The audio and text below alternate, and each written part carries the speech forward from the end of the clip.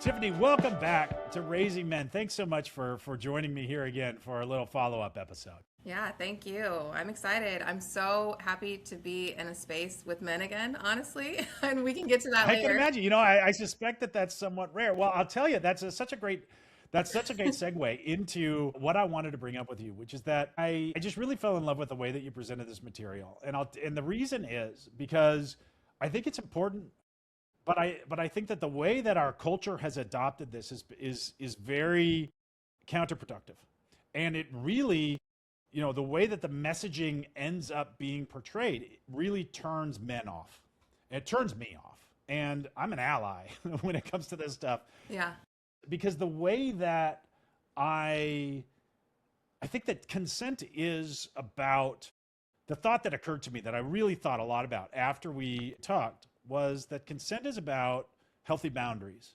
It's about enforcing healthy boundaries, and it's about respecting healthy boundaries. And that's applicable Yeah. regardless of gender. But again, a lot of the discourse is around sexual activity, which isn't necessarily what consent has to be about. Yeah. Yeah. And it's, almost framing the genders as enemies as opposed to allies. Yeah. And what was really refreshing to me about your material, and that I really drew my affinity, was that you are taking a different approach. Yeah.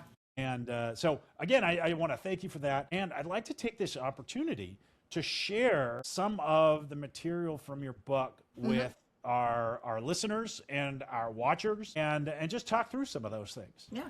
That sounds good. Okay, so for people who are actually watching, I've got the book right here. Yeah. It's called Consent Comics. It's not signed yet, but I'm gonna work Hey. on getting my signed copy from Tiffany. But I did a review on Amazon. Yeah. I'm Thank you. pretty passionate about this book. But I want to share some of the content with everybody here. So if you happen to be watching this on YouTube, you'll be able to see it. If not, we'll try and do a good description. But you might want to hop over to YouTube to watch this Yeah. stuff. Check it out. So you have a section called resources Yes. in the end, and one of the very initial resources that you have in the book is this flow diagram, which is called navigating consent. And it really, so why don't you just talk to me about this? What does it say? How did you simplify this into the simple decision tree it is? Yeah. And just tell me a little bit about this. So, I mean, for me, it's always so important to present anything I'm doing like in some interesting way where people are going to think, oh, okay, that looks like a roadmap. Let me see what it's saying. And also make it really simple, because I think a lot of things like consent isn't rocket science. Consent is something that, we can all understand. It's something that I'm teaching to my young kids, grandkids, everybody who's around me. There's always times where we can teach about consent. And so for me, it was like I needed to present something that made consent bigger than sex and made it something where it's like, this can truly be about your whole life. When I say, if it's theirs, it's not yours, and if it's yours, it's not theirs.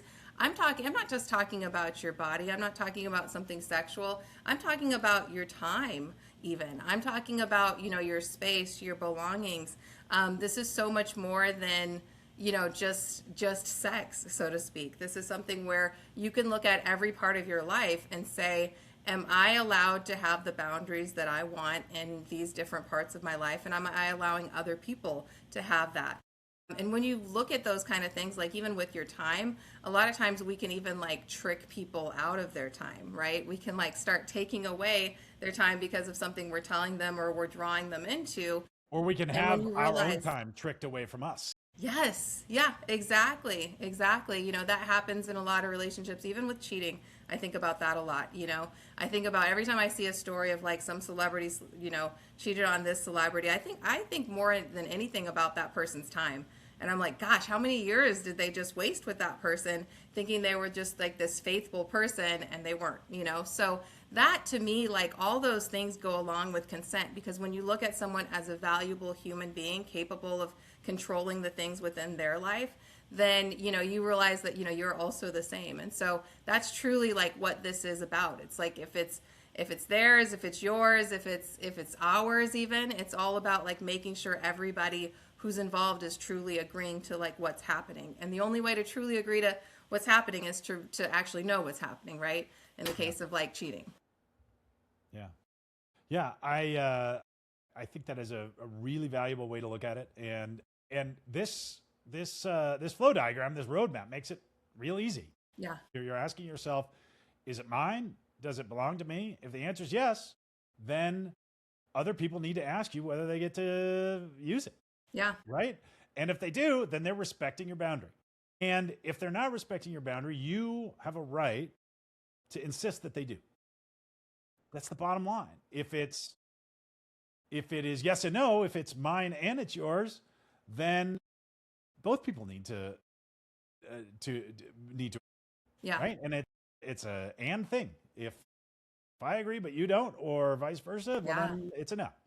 Yeah. And Exactly. that means that again, the boundary is being respected, the boundary is being enforced, and that's a good thing. And then if it's not yours, then you need to ask permission. And if you get it or not, I mean, there's nothing wrong with asking, Yeah. and there's nothing wrong with saying no. Yeah. And I think that it's a pretty difficult lesson to learn for most people. It is. I think it is for me. Yeah. Yeah. It's funny because you look at this and you're like, oh, this is very kid friendly. And obviously I wanted to start there. I've had parents now telling me that their kids as young as 8 years old are reading consent comics and going through it. So I'm so happy that I made it accessible for that age. But then you realize when you're looking at it, how much we don't actually practice consent in our daily lives. And, that's partly because of the way it's been taught, and not taught in previous generations. And so, I think it's really important. And one of the things I made sure to include within this resource was, when the decision is respected, I'm not just talking about the other person's decision, but it even says in, parentheses, and that includes your own, which I think is sometimes very hard to do when we've made a decision and we just feel like, oh, I know that person wanted me to say yes, but I decided to say no. That's the time when that respect needs to be turned around to yourself and say, okay, I'm going to respect my own decision and how I'm feeling here. Yeah. The next resource that I want to talk about is this page here, which is what a consensual yes feels like. I think there's an important element here, which is that this is a really valuable place to live where you're not tricking people into stuff. Nobody's tricking you into stuff. You're not, I am reminded of, there's all these movies where I just watched one on a plane yesterday called, shoot, it escapes me. I thought I had it on the tip of my tongue, but it doesn't.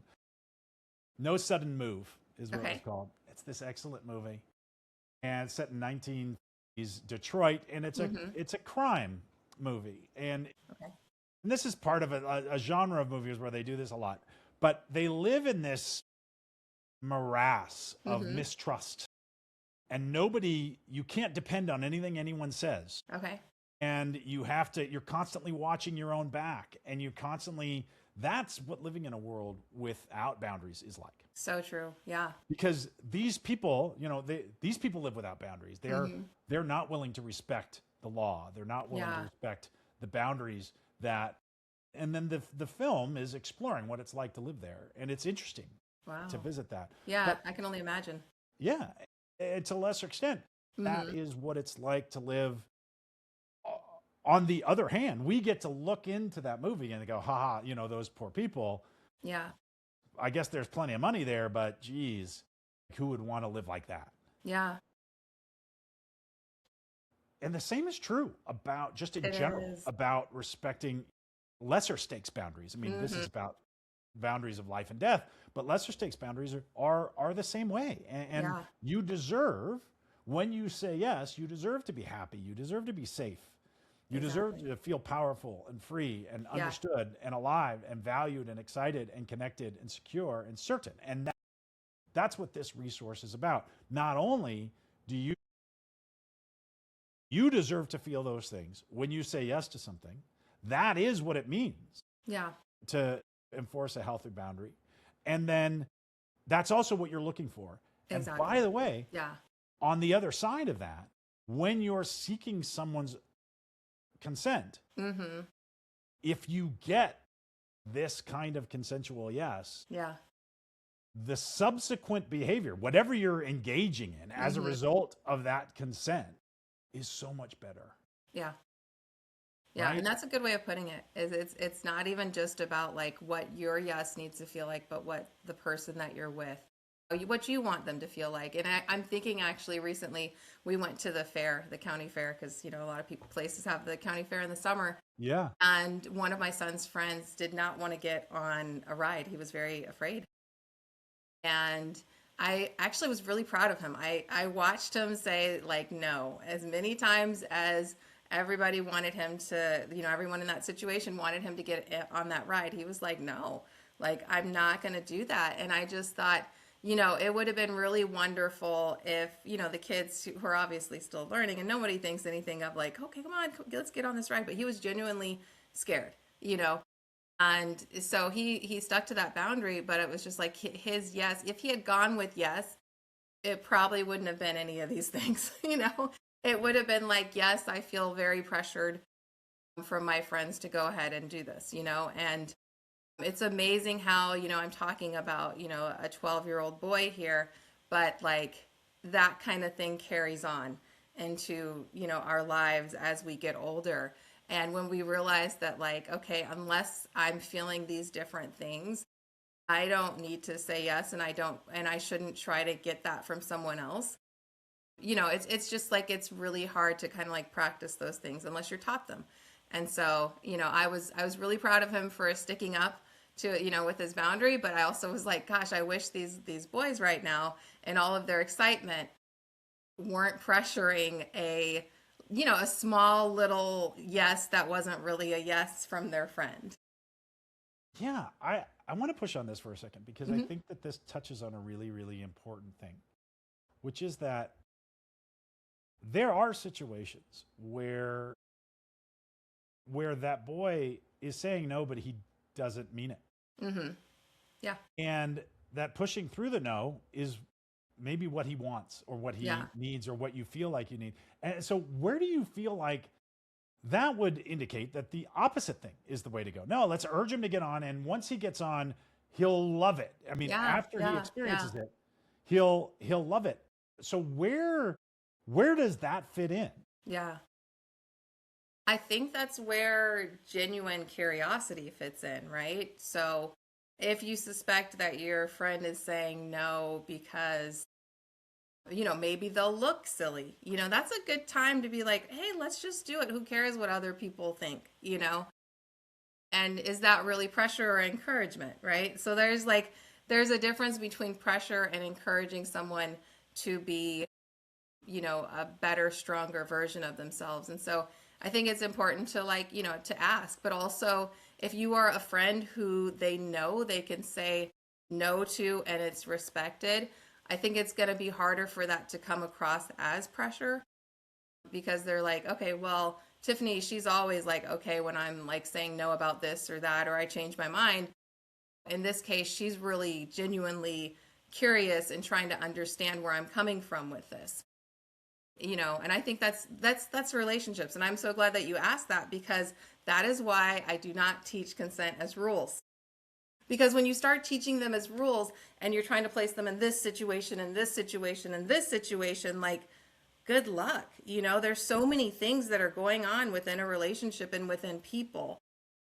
And so, I'm like, I think the biggest thing within a relationship is that safety, like I'm talking about. When it is safe to say no and to change your mind, then all the other conversations that might come up surrounding that, they don't feel like someone's trying to coerce you or pressure you or manipulate you because they care about you. And, it has a completely different feeling. One version of a relationship versus the other, because I've been in both of those. I would not mind if my partner right now, and if we could even talk about like a sexual situation, if he asked, hey, why is it that you're not comfortable doing that? I wouldn't mind him asking that. Do you know why? Because like, I know he's not pressuring me. He's actually genuinely wanting to know what it is that, my issue is with that. And it's not him trying to change that, my view of it. It's him trying to understand me, And so Yeah. like, And he's earned that trust from yes, having exactly. respected boundaries in the past. Yeah. Yeah. So no consent as rules here because the rules are too rigid. It's not a thou shalt not murder. Although even that, I feel like growing up in church, people were like, "Well, what about self defense?" Right. There was That's always that exactly kid who right. was like, "Teacher, what about self defense?" And Yeah. then the And then, teacher was well, like, okay. And then they get out, well, that's not murder. Okay. So "Yes, now exactly, we're in this exactly." situation where the definition of something is just kind of flexible based on whether or not it's wrong. Yeah, yeah, Okay, murder is the kind of killing that's wrong, and not murder is the kind of killing that's not wrong. That doesn't answer the question. yeah, Yeah. exactly. Well, there's one more resource I want to show, and that's a free comic for everybody. Yeah. Unfortunately, um, you have to be able to see this QR code in order to look at it. If you scan it right now, I'm totally cool with that, though. Go ahead and scan it. But while we're at it, for the listeners, Tiffany, why don't you tell us where we can find your website and you and more of what you do and bring to everybody? Yeah. So website is consentcomics.com. My social media is I am Tiffany Braxton. And, on both of those, you'll find that for me, consent is so much more than just a yes or a no. It's a way of living, it's a way of treating people and valuing them. And it is truly something where I wanted everybody to feel like they were invited and welcome to this discussion. In fact, I had an interesting interaction with a male one time on social media, and it was something where I pointed out, point of view consent comics, or someone saying that consent ruins the mood. And it was, I got this male who was like, interestingly, I've run into that with women saying that. And I think he thought I was going to say, oh, heck no, there's no way. Women want consent all the time. And instead, I just really valued him saying that. And I was just like, I can definitely see that happening, Yeah. And for me, I never assume it's one versus the other. And I remember he said back, he smiled even because I think he thought we were going to get into a fight, and he smiled, did a little smiley face, and he was like, it's so refreshing to hear that. And so that is what you're going to get from Consent Comics. Everywhere you go, whether it's on the website or social media, you are going to find work that says you are invited and you are like, you're not the problem. You are 100% a part of the solution, and the solution is for all of us. Yeah, I'll tell you. I mean, just to reiterate, this approach that you've decided to take to this issue has been very, very refreshing to me, and it was empowering Yeah. to me. Thank you. And it felt like, I mean, just the way that this has become a cultural football in our culture is just really counterproductive, and it's bad for us, it's bad for our kids, Yeah. and it's bad for the culture, frankly. And I just love, and it's easy to take that route because that route is what gets likes, and It does. and It does. it's how things go viral, and it's people grift off of that, Yeah. get money and power and all sorts of other good things by Yeah.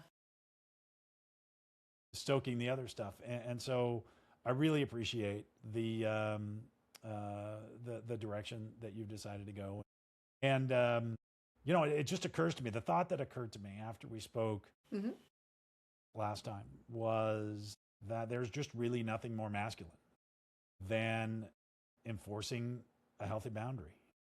Yeah. And there's nothing more masculine than respecting a healthy boundary. Yeah. That is masculinity.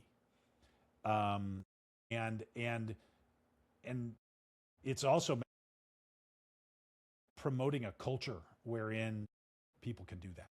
Yes. Yeah. And maybe that's part of the difference between what I would call a healthy masculinity and femininity. Femininity respects boundaries as as well. But masculinity is trying to create an environment where that's true Yeah. as well. And so we owe it to ourselves to be good boundary enforcers and good boundary protectors. Yeah, I agree. Of course. Well, Tiffany, thanks again. Really appreciate it. Again, this is Raising Men, and you're talking with Tiffany Braxton. All of the links that we talked about, including the QR code, are in the show notes, so be sure to check that out. And remember that you are a great parent.